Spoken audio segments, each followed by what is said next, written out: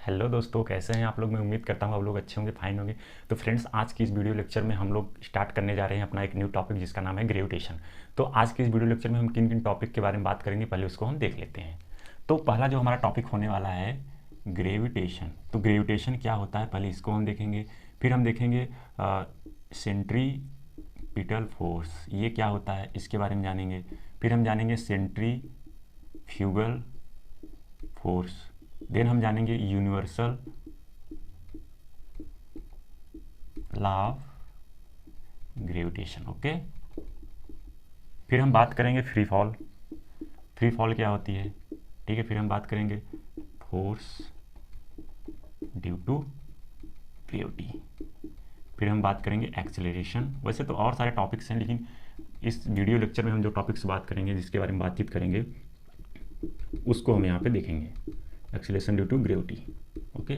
तो आज के इस वीडियो लेक्चर में इन सारे टॉपिक्स पे हम लोग डिस्कशन करने वाले हैं। तो पहले मैं क्या करूँगा, इनके बारे में बता दूंगा, फिर इसके बारे में हम प्रॉपर डिफिनेशन यहाँ पे देखेंगे। तो चलिए स्टार्ट करते हैं अपने पहले टॉपिक ग्रेविटेशन से। फ्रेंड्स, हम लोग पहला अपना हेडिंग लगाते हैं ग्रेविटेशन। तो पहले हम जानेंगे ग्रेविटेशन क्या होता है। आपके चैप्टर का नाम भी है ग्रेविटेशन। ओके। इसको हिंदी में बोलते हैं गुरुत्वाकर्षण। ओके, चलिए। तो ग्रेविटेशन के बारे में जानने से पहले कुछ चीज़ें हम जान लेते हैं। जैसा कि आपने प्रीवियस चैप्टर में फोर्स एंड मोशन के बारे में अच्छे से स्टडी की, और आपको ये भी पता है कि किसी बॉडी के मोशन के लिए फोर्स एक नेसेसरी कंपोनेंट होता था। जैसे यदि किसी बॉडी में अगर आप मोशन चाहते हैं, यदि बॉडी रेस्ट कंडीशन में जब आप इस पर फोर्स अप्लाई करते थे तब ये बॉडी मोशन करती थी। या कोई बॉडी मोशन कर रही है वी वेलोसिटी से, कुछ इसकी वेलोसिटी मोशन कर रही है, अगर आप इसको रोकना चाहते हैं तो इस पर एक फोर्स अप्लाई करते थे। तो आपने वहाँ पे देखा था कि फोर्स एक इंपॉर्टेंट फैक्टर था। ठीक है, ये सारी चीज़ें एक्टिविटी हमने प्रीवियस चैप्टर में सारी चीज़ें पढ़ी थी। जैसा कि आपने कभी देखा होगा कि जब किसी बॉल को किसी एच हाइट पे फेंकते हैं तो कुछ सेकेंड बाद या कुछ टाइम बाद वो वापस ग्राउंड पे आके गिर जाती है। या किसी बॉल को किसी बिल्डिंग से जब आप गिराते हैं, किसी बिल्डिंग से आप छोड़ देते हैं, रिलीज़ कर देते हैं, तो क्या होता है कि वो कुछ टाइम बाद या कुछ सेकंड बाद ग्राउंड पे आके गिर जाती है। या फिर आपने ये भी एक्सपीरियंस किया होगा कि देखा होगा, जैसे कोई पेड़ है, उससे जो उसके पत्ते होते हैं, लीव्स होती हैं, ठीक है, वो भी जब गिरते हैं तो आके ग्राउंड पे गिर जाते हैं। उसमें जो फल लगे होते हैं वो भी ग्राउंड पे आके गिर जाते हैं। तो यहाँ पे क्वेश्चन एराइज दैट कि ये जो हमारे पेड़ की पत्ती है या फिर जो बॉल है, यह डाउनवर्ड डायरेक्शन में क्यों आता है। यह डाउनवर्ड डायरेक्शन मतलब अर्थ की तरफ क्यों गिरता है, ऐसा क्यों होता है। या फिर ऐसा क्यों नहीं होता कि जब हम किसी बॉल को फेंकते हैं तो वो ऊपर ही चला जाए, या फिर हम किसी बॉल को या साइड से रिलीज़ करते हैं तो नीचे न आकर ऊपर चला जाए, ऐसा क्यों नहीं होता है। तो ये सारी एक्टिविटी बहुत सारे लोगों ने देखी, बट किसी ने ध्यान नहीं दिया। बट एक साइंटिस्ट है जिनका नाम था सर आइजैक न्यूटन, इन्होंने बताया कि ये जो सारी एक्टिविटी हो रही है इसके पीछे एक मेन रीजन है फोर्स। ये जो सारी एक्टिविटी है इसके पीछे जो मेन रीजन है फोर्स। ये फोर्स की वजह से एक ऐसा फोर्स लग रहा है जिसकी वजह से ग्राउंड की तरफ गिर रहा है, ग्राउंड डायरेक्शन में आके गिर रहा है। और यहाँ पर भी आपने प्रीवियस भी पढ़ा कि किसी बॉडी के मोशन के लिए फोर्स रिक्वायरमेंट है, ठीक है। तो यहाँ पर भी एक फोर्स एक ऐसा फैक्टर है जो रिस्पॉन्सिबल है इन सारी एक्टिविटी के लिए। तो इन्होंने एक डिफिनेशन दिया, इन the universe all object attract to each other with a force। तो इन्होंने एक डिफिनेशन दिया कि in the universe all object attract to each other with a force, और उस फोर्स का नाम इन्होंने क्या दिया, ग्रेविटेशनल फोर्स। इसी को हम बोलते हैं ग्रेविटेशनल फोर्स। आई होप आपको ये चीज़ें समझ में आ गई होंगी। तो अब देखिए इन्होंने क्या कहा कि ये जो फोर्स है इसका नाम है ग्रेविटेशनल। ये ग्रेविटेशनल फोर्स के कारण पृथ्वी की तरफ अट्रैक्ट हो रहे हैं। फ्रेंड, जैसा कि मैंने ग्रेविटेशन के बारे में समझाया, इसका यहाँ प्रॉपर डिफिनेशन देख लीजिए कि in the universe all object attract to each other and the attraction force between them is called gravitational force. ठीक है, इसी को हम बोलते हैं gravitational force. And it is depend upon the mass of the body. जो हमारा gravitational force होता है किस पे डिपेंड करता है, बॉडी के मास पे, और यह एक नेचुरल फिनोमिना है। ठीक है, इसका एग्जांपल देख लीजिए, an mango falling from a tree. जब एक कोई मैंगो पेड़ से गिरता है तो वह डाउनवर्ड डायरेक्शन में आता है। A person jumping into the air, जिससे मैं यहाँ पे जंप कर रहा हूँ, तो मैं नीचे आ रहा हूँ ना, तो a person jumping into the air, जैसा कि लोग हाई जंपिंग लगाते हैं तो वह कुछ सेकंड के लिए एयर में रहते हैं, फिर वो आके ग्राउंड पे गिर जाते हैं, ठीक है। The earth revolving around the sun, जो अर्थ के चारों ओर हमारा मून चक्कर लगाता है, या फिर सन के चारों ओर बहुत सारे प्लैनेट्स चक्कर लगाते हैं, तो वहाँ पर भी ग्रेविटेशनल फोर्स के कारण ही ये सारी एक्टिविटी होती है। तो आई होप आपको ग्रेविटेशन समझ में आ गया होगा। अब हम बढ़ते, यहाँ पे एक डायग्राम बना लीजिए आप लोग, ठीक है। डायग्राम आप यहाँ बना सकते हैं ऐसा कुछ।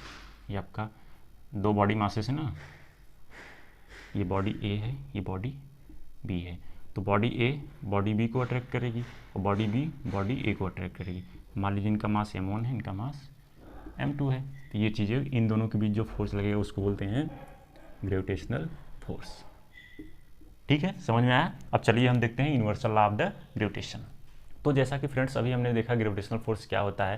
ग्रेविटेशनल फोर्स एक ऐसा फोर्स होता है कि इस यूनिवर्स में प्रत्येक ऑब्जेक्ट एक दूसरे को अपनी तरफ अट्रैक्ट करते हैं, और जिस फोर्स से वो अट्रैक्ट करते हैं उसी को बोलते हैं हम ग्रेविटेशनल फोर्स। तो आपका क्वेश्चन होगा कि सर ये मार्कर जो है ये अगर एक ऑब्जेक्ट दूसरे ऑब्जेक्ट को अपनी तरफ अट्रैक्ट कर रहा है तो एक दूसरे के पास क्यों नहीं आ जा रहे हैं, ऐसा कोलाइड क्यों नहीं हो जा रहे हैं। तो मैं आपको बता दूं इनके बीच जो फोर्स है बहुत ही कम है। तो सर आप ये मुझे बताइए कि कितना फोर्स लगता है, 2 ऑब्जेक्ट के बीच में कितना फोर्स लगता है, उसका कुछ फार्मूला होगा या कुछ उसकी वैल्यू, कितना फोर्स लग रहा है कि ये कोई 2 ऑब्जेक्ट एक दूसरे को अट्रैक्ट कर। तो उसके लिए न्यूटन ने एक लॉ दिया जिसको हम बोलते हैं universal law of the gravitation. इसको बोलते हैं यूनिवर्सल लॉ ऑफ ग्रेविटेशन।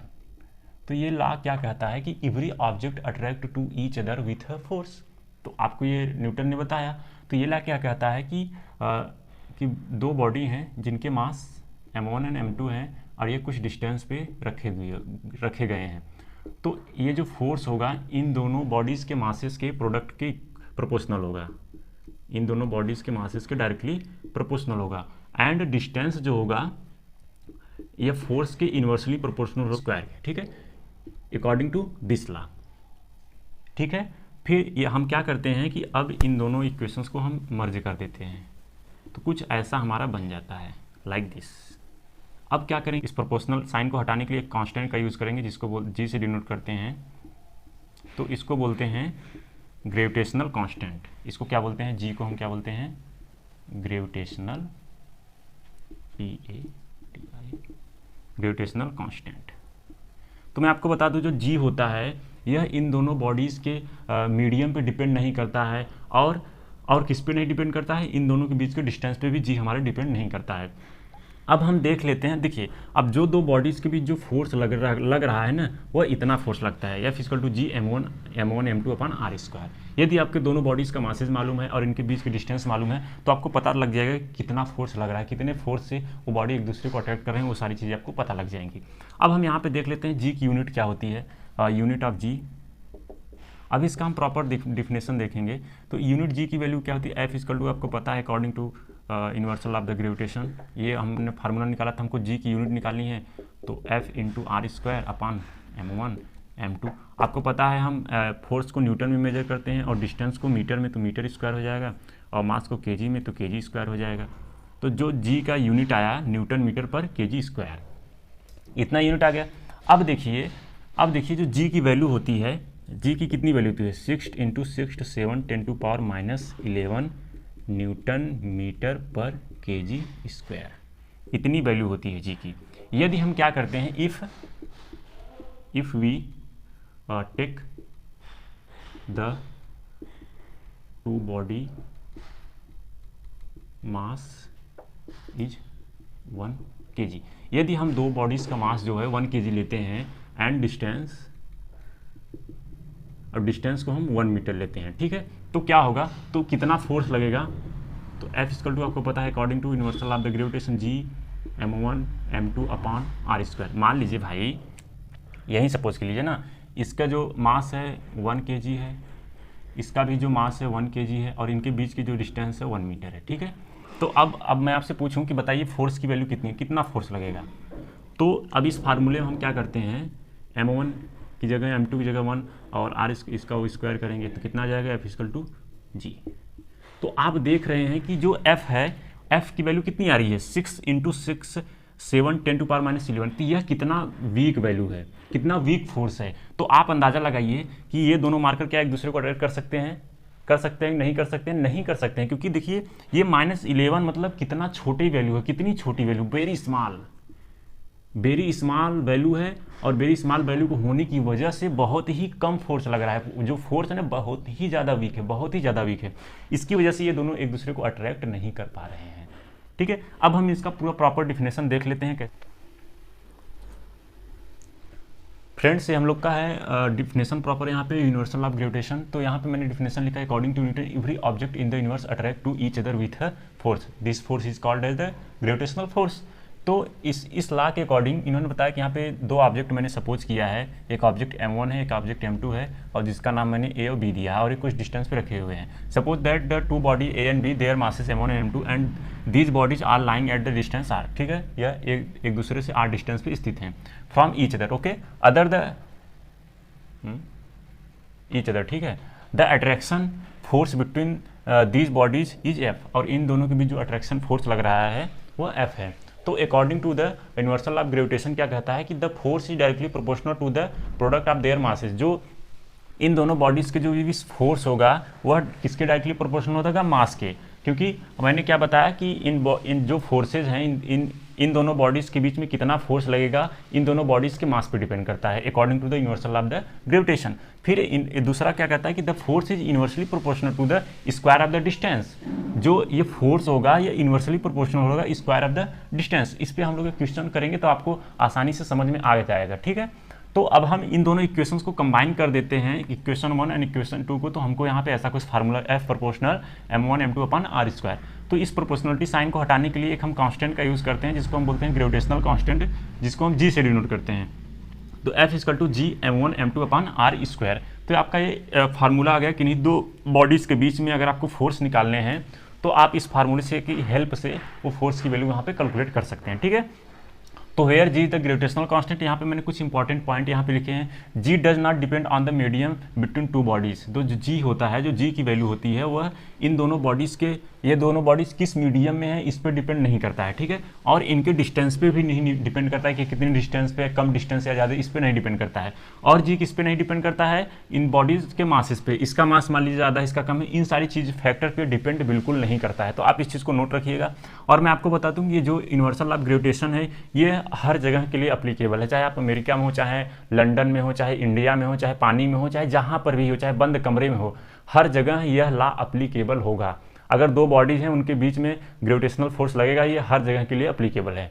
तो आप लोग इस चीज़ को नोट कर लीजिएगा। अब हम लोग इसमें कुछ इसके जी की यूनिट्स देख लेते हैं। फ्रेंड्स, यहाँ पे मैंने unit of gravitation constant and value of gravitational constant जी कि ये सारी चीज़ें यहाँ पे मैंने लिखा है प्रॉपर डिफिनेशन, और जबकि मैंने पहले ही बताया था आपके इसके बारे में सारी चीज़। तो यहाँ पे प्रॉपर डिफिनेशन क्या है, according to the universal of gravitation, जो हमारा फार्मूला होता है फोर्स का, F = दो बॉडीज़ के बीच में जो फोर्स लगते हैं उसका फार्मूला हमने यूनिवर्सल ऑफ ग्रेविटेशन से निकाला था। तो हमको जी की यूनिट चाहिए। तो आपको पता है जो फोर्स की यूनिट होती है, फोर्स को हम मेजर करते हैं न्यूटन में, और डिस्टेंस को हम किस में मेजर करते हैं, मीटर में। तो r स्क्वायर है तो मीटर स्क्वायर हो जाएगा।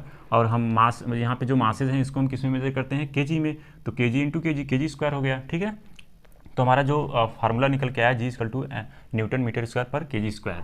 ठीक है, तो ये हमारा जी का क्या हो गया, ग्रेविटेशनल कांस्टेंट जी का यूनिट हो गया। ठीक है, अब हम क्या करते हैं, वैल्यू ऑफ ग्रेविटेशनल कांस्टेंट जी।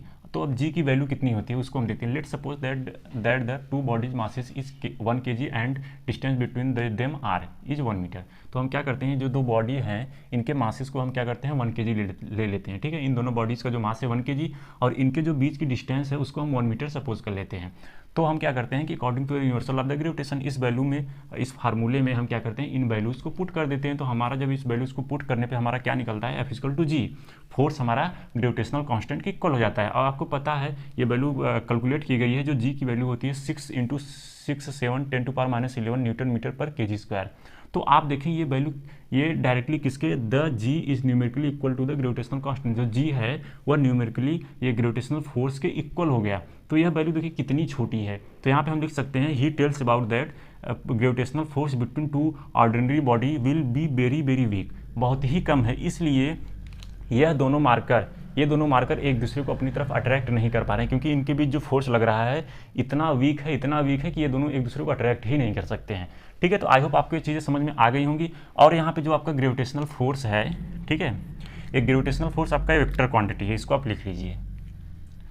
ये जो आपका ग्रेविटेशनल फोर्स है एफ जी एफ जो है आपका वेक्टर क्वांटिटी, ठीक है।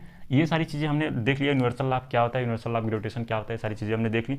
अब हम बात करेंगे कि फोर्स ड्यू टू ग्रेविटी, पृथ्वी किसी भी बॉडी को अपनी तरफ कितने फोर्स से अट्रैक्ट करती है उसके बारे में हम लोग देखने वाले हैं, ठीक है। चलिए हम लोग यहाँ पे हेडिंग लगाते हैं ग्रेविटी फोर्स।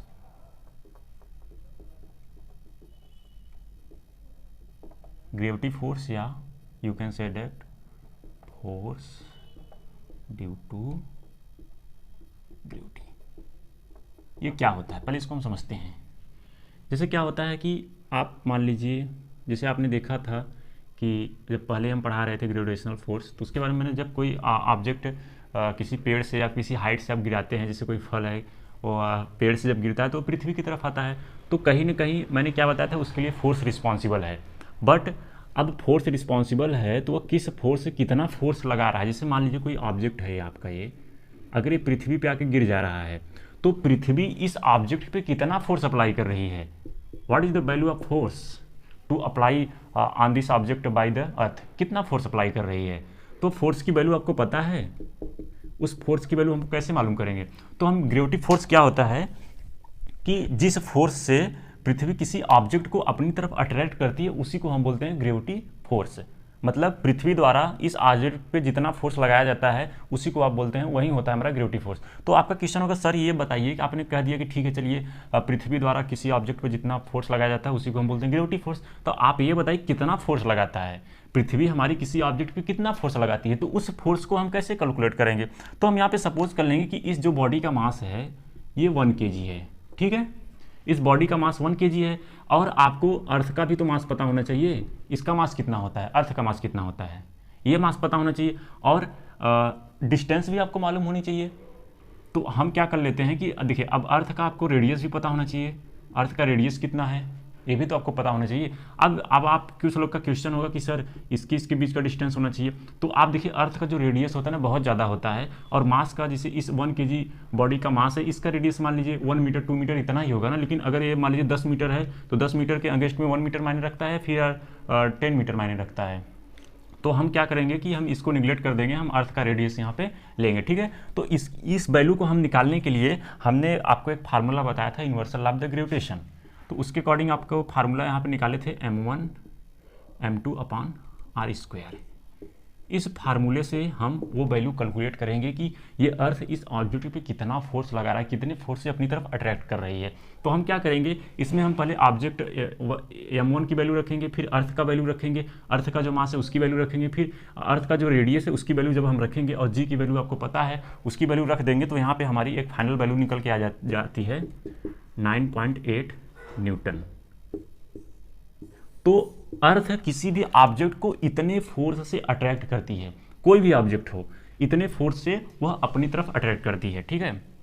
अर्थ है, इस पे कोई ऑब्जेक्ट रखा हुआ है, यह इतने फोर्स से इस ऑब्जेक्ट को अर्थ इतने न्यूटन फोर्स से अपनी तरफ अट्रैक्ट करेगी। अब आप देखिए ये अर्थ द्वारा लगाया गया इस ऑब्जेक्ट पे कितना बहुत ज़्यादा फोर्स है, 9.8 न्यूटन, मतलब नियर अबाउट लगभग 10 न्यूटन के 10 न्यूटन फोर्स से यह अपनी तरफ किसी भी ऑब्जेक्ट को अर्थ अट्रैक्ट करती है। लेकिन अगर हम 2 ऑर्डिनरी ऑब्जेक्ट की बात करें, जो 2 ऑर्डिनरी ऑब्जेक्ट है, मतलब साधारण जैसे कोई भी, अगर 1 kg का ऑब्जेक्ट ये है, 1 kg का ऑब्जेक्ट ये है, इनके बीच की डिस्टेंस 1 मीटर है, तो इनके बीच कितना फोर्स होगा, इनके बीच फोर्स बहुत ही वीक होगा, जैसा कि मैंने बताया था। तो ये मायने नहीं रखता, मायने ये रखता है कि अर्थ इतने फोर्स, ये मतलब लार्ज फोर्स से अट्रैक्ट कर रही है। अब देखिए जैसे आप प्लेनेट पे चलिए, जैसे सूर्य होते हैं, जैसे सन के चारों ओर हमारा अर्थ चक्कर लगाता है। आप सोचिए कि सन अर्थ को कितने फोर्स से अट्रैक्ट कर रही होगी। सन का मास बहुत ज़्यादा होता है, अर्थ का मास भी बहुत ज़्यादा होता है, इनके बीच का डिस्टेंस रेडियस बहुत ज़्यादा होता है। तो आप देखिए कि इन प्लैनेट्स के बीच कितना ज़्यादा अट्रैक्शन फोर्स लग रहा होगा, बहुत ज़्यादा अट्रैक्शन फोर्स से एक दूसरे को अट्रैक्ट कर रहे हैं। तो आइए एक देख लेते हैं इसका प्रॉपर डिफिनेशन क्या होता है। जैसे हम लोग का यहाँ पे प्रॉपर डिफिनेशन मैंने यहाँ पे लिखा है फोर्स ड्यू टू ग्रेविटी या ग्रेविटी फोर्स। तो पृथ्वी जिस फोर्स से किसी भी ऑब्जेक्ट को अपनी तरफ अट्रैक्ट करती है उसी को बोलते हैं हम ग्रेविटी फोर्स। तो यहाँ पे मैंने उसका प्रॉपर डिफिनेशन लिखा है कि the force the force with which the earth attract an object is called gravity force. मतलब जिस फोर्स से किसी भी ऑब्जेक्ट को पृथ्वी अपनी तरफ अट्रैक्ट करती है उसको हम बोलते हैं ग्रेविटी फोर्स। तो यहाँ पे कुछ आपको इंपॉर्टेंट पॉइंट है, आप नोट कर लीजिए इसको। जो हमारा मास ऑफ द अर्थ का जो मास होता है वो इतना होता है, ठीक है, इसको आप नोट कर लीजिए, इंपॉर्टेंट। जब आप कैलकुलेशन करेंगे तो आपको यहाँ पे बहुत ज़्यादा हेल्पफुल होगा। अगर आपको अर्थ का मास नहीं पता होगा तो आप फाइंड आउट नहीं कर सकते हैं। उसका जो रेडियस होता है अर्थ का इतना होता है, और द मास ऑफ द सन, सन का जो मास होता है देखिए इतना ज़्यादा होता है। मून का जो मास होता है 7.4 × 10⁻22 kg, इतना ज़्यादा मासेस की होते हैं। तो आप सोच लीजिए इनके बीच अट्रैक्शन फोर्स कितना लगेगा। तो हम यहाँ क्या करते हैं कि अब हम क्या करते हैं कि पृथ्वी तो मान लीजिए जिस फोर्स से अपनी तरफ अट्रैक्ट करती है वो ग्रेविटी फोर्स हो गया, लेकिन वो कितने फोर्स से अट्रैक्ट करे, किसी भी ऑब्जेक्ट को अपनी तरफ कितने फोर्स से अट्रैक्ट कर रही है। अगर हमारा पेड़ से अगर सेब गिर रहा है तो कितने फोर्स से पृथ्वी उस सेब को अपनी तरफ अट्रैक्ट कर रही है, तो उसकी वैल्यू हम यहाँ पे कैलकुलेट करते हैं। तो हम कैलकुलेट कर लेते हैं if you consider the body mass. जैसे मान लीजिए कोई पेड़ है, उसका जो एक फ्रूट का जो मास है 1 kg है, ठीक है, 1 kg का एक फ्रूट है, और जो अर्थ का जो मास है 6 × 10⁻24 kg है, और अर्थ का जो रेडियस है 6.4 × 10⁻6। तो then what is the value of the gravity force. तो अब ग्रेविटी फोर्स की वैल्यू कितनी होगी। तो according to the universal of the gravitation, इस लॉ के अकॉर्डिंग हम जानते हैं जो ग्रेविटेशनल फोर्स का फार्मूला होता है G(m1m2/r²। या किन्हीं दो बॉडीज अगर डिफरेंट कुछ डिस्टेंस पे स्थित हैं, अगर उनके बीच हमको फोर्स कैलकुलेट करना है तो इसकी universal of the gravitation force की हेल्प से हम ये वैल्यू कैलकुलेट कर सकते हैं। तो ये सारी वैल्यूज हम यहाँ पे रखते हैं। हम यहाँ पे पहले जी की वैल्यू रख देते हैं। जी की वैल्यू मैंने बताया था 6 × 6.67 10⁻11 होता है, और मैंने जो ऑब्जेक्ट का जो मास है मतलब फ्रूट का जो मास है उसका 1 kg लिया है, तो 1 kg मैंने यहाँ पे रख दिया। और जो अर्थ का मास है 6 × 10⁻24 है, और अर्थ का जो रेडियस है 6.4 × 10⁻6 का होल स्क्वायर मैंने कर दिया। तो इसको आप कैलकुलेट करेंगे तो F = 9.8 न्यूटन। तो मतलब कहने का मतलब कि पृथ्वी जिस फोर्स से किसी भी ऑब्जेक्ट को अपनी तरफ अट्रैक्ट करती है वो फोर्स इतने फोर्स से किसी भी ऑब्जेक्ट को अपनी तरफ अट्रैक्ट करती है 9.8 न्यूटन। ये तो मतलब कुछ ज़्यादा, बहुत ज़्यादा फोर्स लग रहा है, लार्ज फोर्स है। तो हम यहाँ पे कह सकते हैं the earth exert gravitational force of 9.8 Newton on a body mass 1 kg, this is large force, ठीक है। तो मतलब 1 kg बॉडी के मास को, 1 kg बॉडी वाला मास को अर्थ इतने फोर्स 9.8 न्यूटन से अपनी तरफ अट्रैक्ट करती है। तो यहाँ पे क्लियर होता है, it is clear that about discussion, इस सारे डिस्कशन से क्लियर हो जाता है कि we can ignore the gravitational force between 2 body of 1 kg masses because it is very small.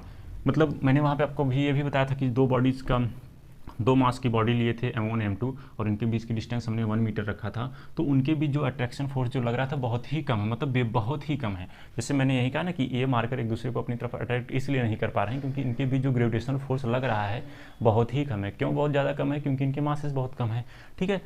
तो when the both object are very big having very large mass, अगर मान लीजिए कोई दो ऑब्जेक्ट हैं, जैसे मान लीजिए अगर अर्थ ले लिया जाए और सन ले लिया जाए, तो इनके बीच अट्रैक्शन फोर्स कितना होगा? बहुत ज़्यादा होगा, क्योंकि इनकी मासेस ज़्यादा हैं। तो then the gravitational force between them is extremely large. जैसे कि एग्जांपल यहाँ पे देख सकते हैं, the earth and the moon, the sun and the earth. तो अगर इनके बीच अगर हम ग्रेविटेशनल फोर्स देखें तो बहुत ही ज़्यादा होगा।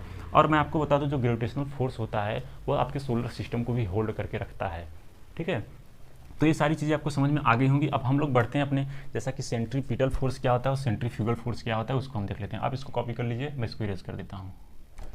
तो देखिए क्या होता है कि जैसे जो हमारा सोलर सिस्टम होता है वो कैसे, अगर सन के चारों डिफरेंट प्लैनेट जो चक्कर लगाते हैं उसके ऑर्बिट में मूव करते हैं, तो कैसे मूव करते हैं, उनके बीच कौन सा फोर्स लग रहा है। जब कोई फोर्स लग रहा होगा तभी तो वह अपने सर्कुलर ट्रैक पे मूव कर रहे हैं। तो आखिर वो फोर्स वहाँ पे ग्रेविटेशनल फोर्स वहाँ भी वर्क करता है। जैसा कि मैंने बताया कि इस यूनिवर्स में कहीं भी चले जाइए आपका ग्रेविटेशनल फोर्स वर्क करता है। जैसे आपका ये सन है, ठीक है, सन के चारों ओर हम अर्थ का एग्जांपल लेते हैं। अर्थ हमारा मूवमेंट करता है, एक सर्कुलर ट्रैक पे मूव करता है।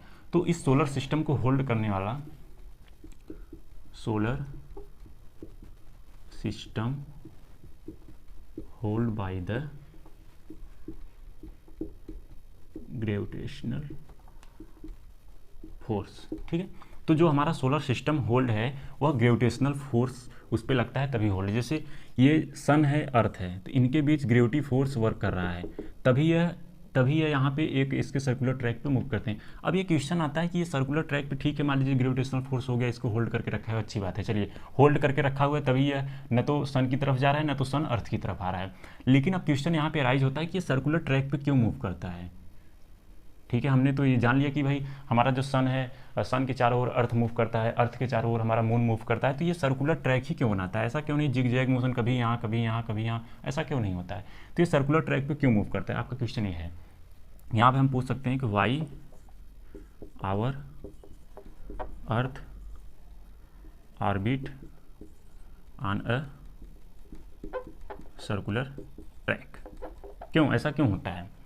तो ये सर्कुलर ट्रैक पे इसीलिए मूव करता है क्योंकि इनके बीच, अर्थ और सन के बीच एक फोर्स लगता है जिसको बोलते हैं सेंट्रीपिटल फोर्स। Centripetal force. अब पूछेंगे सर ये क्यों, ये कौन सा फोर्स आ गया, सेंट्रीपिटल कौन सा फोर्स आ गया? तो सेंटर की तरफ लगने वाले फोर्स को हम बोलते हैं सेंट्रीपिटल फोर्स। और इस अर्थ के बाहर भी एक फोर्स लगता है जिसको बोलते हैं हम सेंट्रीफ्यूगल फोर्स। अब सर कहेंगे ये कौन सा फोर्स आ रहा है? देखिए सिंपल से एग्जांपल मैं आपको बताता हूँ। जैसे आप एक स्ट्रिंग ले लीजिए, ठीक है, आप इस स्ट्रिंग में एक पत्थर का एक टुकड़ा बांध लीजिए और यहाँ पे आप इसको पकड़ के ऐसे घुमा रहे हैं, तो क्या होगा, यह आपका एक सर्कुलर ट्रैक पे मूव करेगा कि नहीं करेगा? बिल्कुल करेगा। और आपको देखेंगे कि आपको खींचता हुआ महसूस होगा जब आप यहाँ से इसको मूव कराएंगे ना, आपको मतलब ऐसा लगेगा कोई खींच रहा है। जैसे आपने, जब आप मेला में जाते हैं तो वहाँ पे देखिए ऐसा कुछ एक लगा रहता है और इसके चारों तरफ ऐसे मतलब इसमें झूला टाइप का ऐसा कुछ रहता है ना, ऐसा रहता है कि नहीं रहता है? तो उसमें लोग बैठे रहते हैं, जब वो मूव करता है देखिए वो बाहर की तरफ खींचते हुए चले जाते हैं, बाहर की तरफ ये लोग खींचते हुए दिखाई देते हैं, ऐसा लगता है गिर जाएंगे। बट ये गिरते क्यों नहीं? क्योंकि ये पकड़ के बैठे रहते हैं। भाई आप ही अगर झूलेंगे तो आप पकड़ के बैठे रहेंगे, इसलिए नहीं गिरेंगे। लेकिन अगर खुदा न खास्ते अगर मान लीजिए जैसे ये तो ऐसा होता है, ठीक है, अगर क्या होगा, अगर आप इस रस्सी से इस पत्थर को बांध के घुमा रहे हैं तो अगर एक ब्रेक हो गया बीच में से तो क्या होगा, क्या है आपकी तरफ आएगा फिर आपसे दूर जाएगा? आपसे दूर जाएगा ना भाई, ये तो दूर जाएगा, ये टूटेगा तो आपसे दूर जाएगा। तो दूर जाने की वजह क्या है कि इस पर सेंट्रीफ्यूगल फोर्स एक्ट कर रहा है, और इस सेंट्रीफ्यूगल फोर्स को बैलेंस करने के लिए एक फोर्स ऐड करता है जिसको बोलते हैं सेंट्रीपिटल फोर्स। तो ये दोनों फोर्स बैलेंस है, इसीलिए हमारा ये क्या होता है, ये सर्कुलर ट्रैक पे मूव करता है। और ये सेंट्रीपिटल फोर्स किसके द्वारा प्रोवाइड किया जाता है? सन द्वारा। सन के ग्रेविटेशनल फोर्स द्वारा ये सेंट्रीपिटल फोर्स प्रोवाइड की जाती है, ठीक है। ये सेंट्रीपिटल फोर्स जो है सन की ग्रेविटेशनल फोर्स द्वारा प्रोवाइड की जाती है, तभी ये एक सर्कुलर ट्रैक पे ये मूव करता है। तो अब हम लोग देख लेते हैं कि व्हाट इज सेंट्रीपिटल फोर्स। आपके सिलेबस में है नहीं, फिर भी थोड़ा सा जिक्र किया गया है इसलिए मैं बता दे रहा हूँ। इसका जो फार्मूला निकल के आता है A=V²/R होता है। जब आप 11th क्लास में जाएंगे तो सेंट्रीपिटल फोर्स, सेंट्रीफ्यूगल फोर्स, इसके बारे में डिटेल में पढ़ने वाले हैं, ठीक है। तो चलिए इसका हम प्रॉपर डिफिनेशन देख लेते हैं। आई होप मैंने जो अभी तक फिनोमिना जो सारी चीज़ें बताई आपको समझ में आ गई होंगी। यहाँ पे मैंने डिफिनेशन प्रॉपर लिखा है सेंट्रीपिटल एंड सेंट्रीफ्यूगल फोर्स का। तो a centripetal force is a net force that acts on an object to keep it moving along a circular path. तो सेंट्रीपिटल फोर्स एक ऐसा फोर्स है जो क्या करता है कि किसी भी ऑब्जेक्ट को, किसी भी प्लेनेट को एक सर्कुलर पाथ प्रोवाइड करने का वर्क करता है, ठीक है। तो इसका फार्मूला A=V²/R होता है, जैसा कि यहाँ पे एक सेंटर है और ये ऑब्जेक्ट है, तो आपका ये मोशन कर रहा है तो इस पर एक सेंटर की तरफ जो फोर्स लगता है उसी को बोलते हैं हम सेंट्रीपिटल फोर्स, ठीक है। तो यहाँ पे मैंने दिखाया है सेंट्रीफ्यूगल फोर्स कहते हैं a force that cause an object moving in a circular path. भाई यही दोनों फोर्स हैं, यही दोनों फोर्स की हेल्प से कोई भी हमारा प्लेनेट किसी भी प्लेनेट के ऑर्बिट में सर्कुलर ट्रैक पे मूव करता है, इसी दोनों फोर्स की वजह से। तो that cause an object move in circular path to move out and from away from the centre of its path. तो क्या होता है, देखिए यहाँ पे मैंने एक फिगर बनाया हुआ है, चलिए इसको हम यहाँ पे ऊपर समझा देते हैं इस फिगर को। इस फिगर का मतलब क्या है, देखिए ये आपका यहाँ पे मैंने फिगर ऐसा कुछ बना देते हैं समथिंग, तो आपको आसानी समझ में आए। ये आपका मान लीजिए सेंटर है, ठीक है, ये आपका सेंटर है और यहाँ पे आपका प्लेनेट है, ठीक है। अब इस पे ये जो आप सेंटर की तरफ लगने वाले फोर्स को हम बोलते हैं सेंट्रीपिटल फोर्स। तो ये आप क्या हो गया, सेंट्रीपिटल, FC से इसको हम डिनोट कर रहे हैं सेंट्रीपिटल फोर्स। और देखिए इस ऑब्जेक्ट का जो मूवमेंट होगा, मोशन तो इस डायरेक्शन में होगा, ये मोशन की डायरेक्शन में है, बट इस पे जो फोर्स लगेगा सेंट्रीपिटल फोर्स, ये सेंट्रीफ्यूगल फोर्स आउटर साइड लगता है, सेंट्रीफ्यूगल फोर्स, ऐसा कंडीशन होता है। मतलब मोशन की डायरेक्शन अगर आप यहाँ पे देखेंगे तो मोशन की डायरेक्शन ये होगी, बट जो सेंट्रीफ्यूगल फोर्स होगा इसकी डायरेक्शन ये होगी, ठीक है। मोशन की डायरेक्शन चेंज है, बट सेंट्रीफ्यूगल फोर्स हमेशा आउटवर्ड डायरेक्शन में लगता है, और इस पर जस्ट इसके अपोजिट हमारा सेंट्रीपिटल फोर्स एक्ट करता है। आई होप आपको इस डायग्राम से समझ में आ गया होगा कि सेंट्रीपिटल फोर्स किस डायरेक्शन में ऐड कर रहा है और सेंट्रीफ्यूगल फोर्स किस डायरेक्शन में ऐड कर रहा है, और बॉडी का जो प्लेनेट का जो मोशन है किस डायरेक्शन में हो रहा है।